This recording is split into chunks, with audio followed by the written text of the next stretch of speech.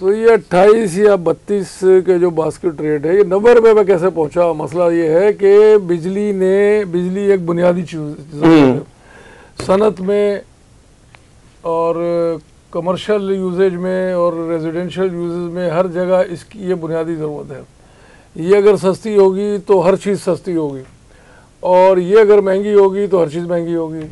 अब आप देखें कि बिजली अब 90 रुपए के यूनिट का जो घर वाला जो खर्च करेगा, तो उसने वो 90 रुपए का जो बिलिंग है वो कहाँ से पूरी करनी है? वो जो अपने जो दूसरे कारोबार हैं वो रेट वहाँ बढ़ा देगा।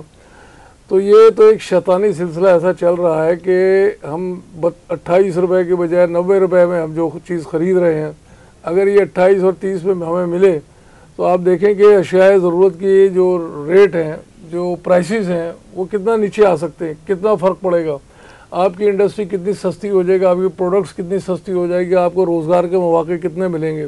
इस तरफ कोई तवज्जो नहीं है सर। इसका पहले तो मैं बुनियाद बता दूं ना, वो तवज्जो तो बात की बात है ना कि ये बढ़ कैसे गए। आपने ये मुझसे सवाल करा बिल्कुल कि ये बढ़े कैसे हैं।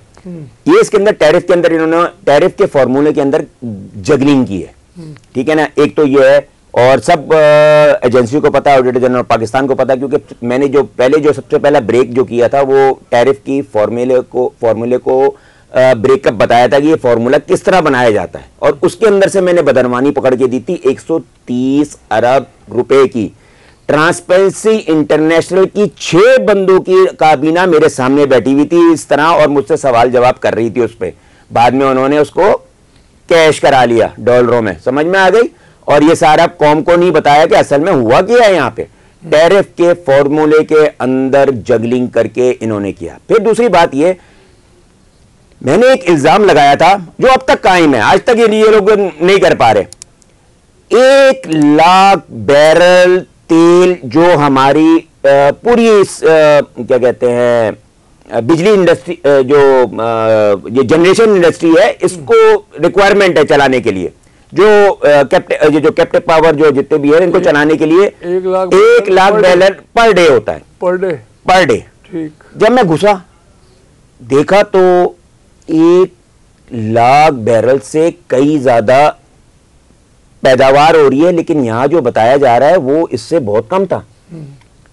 और जो मैं आपको सिर्फ बताऊं कि उसमें 1 लाख बैरल चोरी हो रहा है रोज आना।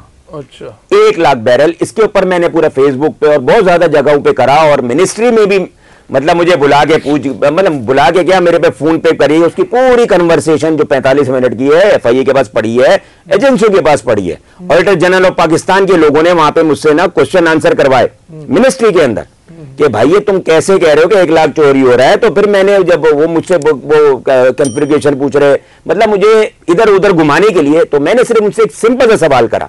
मैंने बोला वो जो एडिशनल सेक्रेटरी साहब थे जो मेरे से कन्वर्सेशन कर रहे थे, वो मुझे इधर उधर घुमा रहे हैं, तुमको तो ये फॉर्मूला नहीं पता, तो तुम्हें ये नाम नहीं पता, तो तुम्हें ये पेट्रोल का ये जो उसका जो स्पेसिफिक नाम होता है आपको ये नहीं पता, और आप बैठ गए कि 1 लाख बैरल चोरी हो रहा है।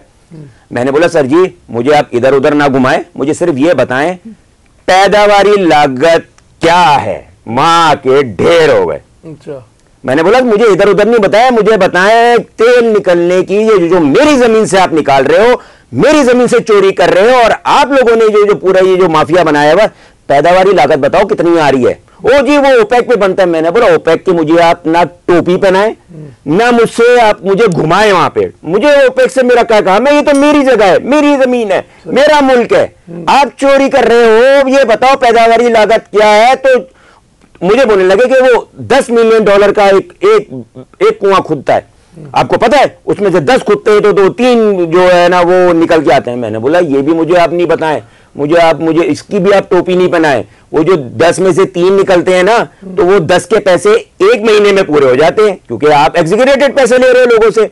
आप तो ये नहीं बता रहे कि पैदावारी लागत कितनी है।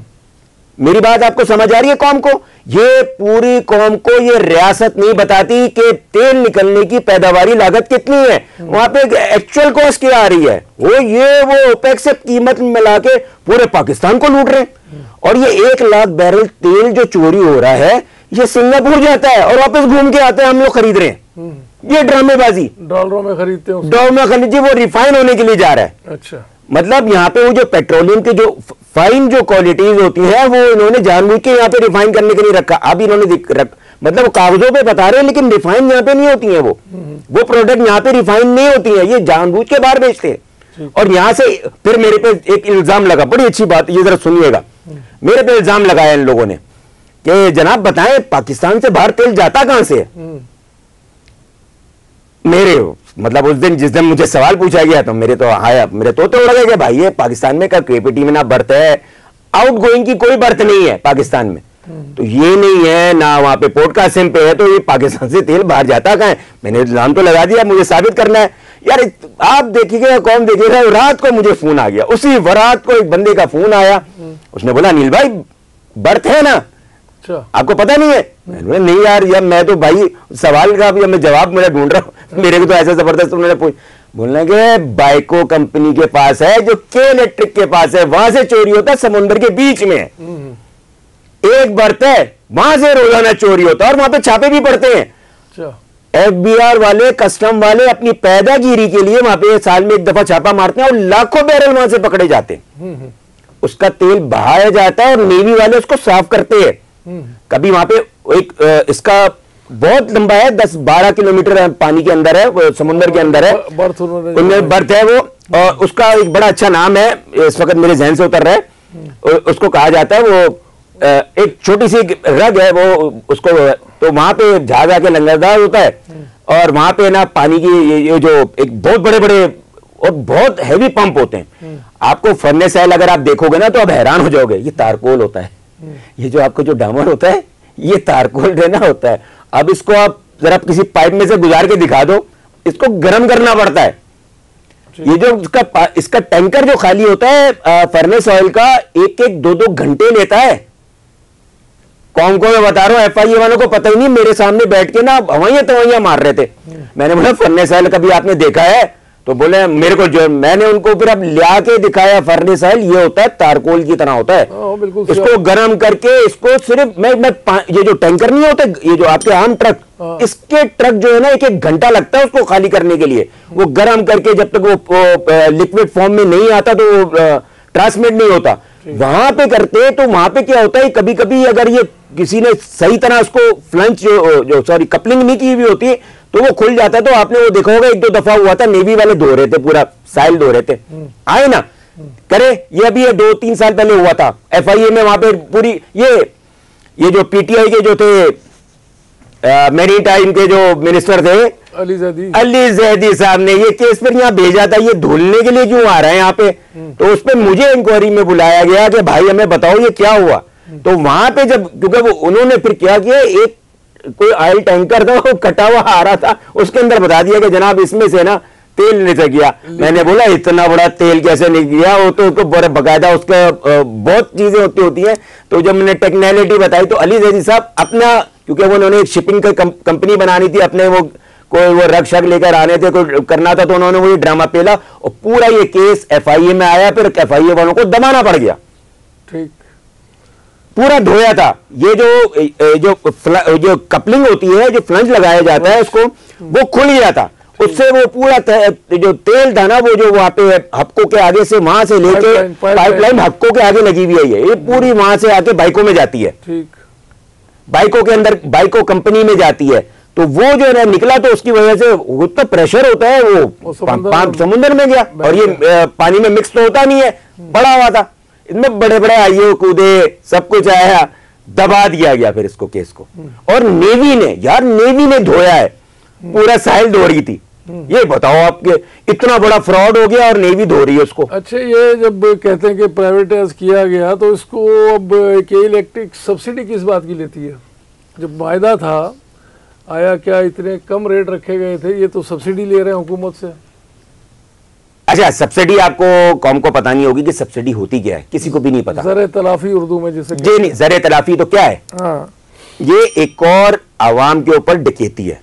अच्छा, सब्सिडी के इलेक्ट्रिक को नहीं दी जाती है, ये याद रखिएगा, ये गलत परसेप्शन है कि के इलेक्ट्रिक को सब्सिडी दी जा रही है। ये एक डकैती के अलग फॉर्म है और इतनी जबरदस्त है कि इसको साजिश को आज तक कोई भी नहीं समझ सक रहा, एफआईए वाले भी नहीं समझ रहे। जब मैं उनको बैठ के बताता हूं तो फिर वो मेरी शक्ल देख रहे होते हैं और फिर बोलते हैं अस्सलाम वालेकुम, चाय पिलाना है, इनको बाहर कर दो। समझ में आई ना। अब हमारे यहाँ से इख्तियारात जो है ना बाहर हो गए।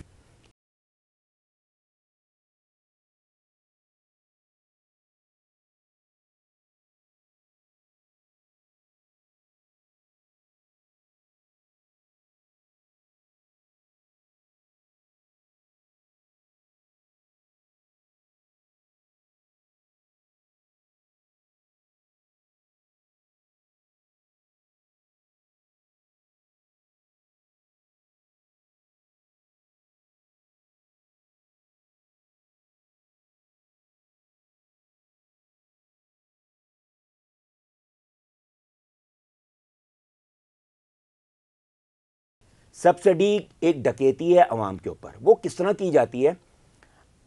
के इलेक्ट्रिक ने अगर अपने टैरिफ का रेट बताया, जो उसने कैलकुलेट करके बताया नेपरा के अंदर, कि जनाब मेरी तो बिजली की पैदावारी लागत जो है ना 10 आई है। नेपरा ने बोला नहीं 10 नहीं है, आपकी तो $10.25 रुपये है। ये फिक्स हो गई कि $10.25 रुपये एक लागत निकाल के आ गई। तो हमारे जो सियासतदानों को पीछे से पिंच किया जाता है। क्या कह रहा हूं? पिंच किया जाता है कि जनाब आप आवाम को शशका दिखाएं कि हम आपको रिलीफ दे रहे हैं, आपको 10 रुपए की बिजली नहीं दे रहे। जो रेजिडेंशियल सार्फिन है, क्योंकि कमर्शियल को तो नहीं दिया जाता, सनती को भी दिया जाता है, इसमें सनती वालों को भी डकैती मारी जाती है कि आपको ना ये $10.25 रुपए की बिजली नहीं मिलेगी, ये आपको ना हम 7 रुपए की देंगे। बाकी जो हम $3.25 रुपए जो है ना वो हुकूमत पाकिस्तान बेर करेगी। अच्छा।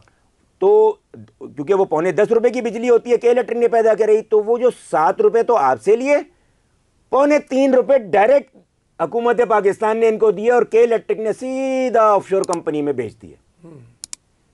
ऑफशोर कंपनी के नाम पे बाहर चले गए। जिसको जो ब्लैक मनी, जो परवेज आइन शिकन संगीन गद्दार जनरल रिटायर्ड सैयद परवेज मुशर्रफ साहब कहते थे ना कि मैंने तो वो जो क्या कहते हैं वो लेक्चरों से कमाया, वो ये पैसा है, वो ये पैसा है। वो उनके अकाउंट जो जियो न्यूज ने निकाल के लेकर आया कि इस अकाउंट में इतने इतने अरब पड़े हुए, $1 मिलियन पड़े हुए, वो ये पैसे हैं। सिर्फ ये छोटी सी अमाउंट है मुशर्रफ साहब की।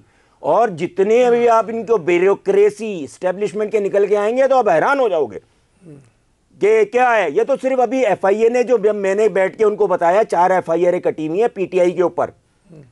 उन चारों में से जब मेरे पास सामने आया, वो क्योंकि वो खुजा रहे थे कि उनको दुबई से नहीं मिल रहा था लिंक, दुबई वाले इनको कोई बैंक वाले दे नहीं रहे। फिर मैंने उनको जब उनको कुछ टिप्स दी तो अब वो पहुंच गए, उन्होंने बहुत कुछ वहां पे फाइंडिंग कर ली है, लेकिन कौम को सामने थोड़ी पता है। तो इंशाल्लाह अगली किस्त में फिर हम मज़ीद तफसीलात पेश करेंगे। तब तक के लिए खुदा हाफिज़।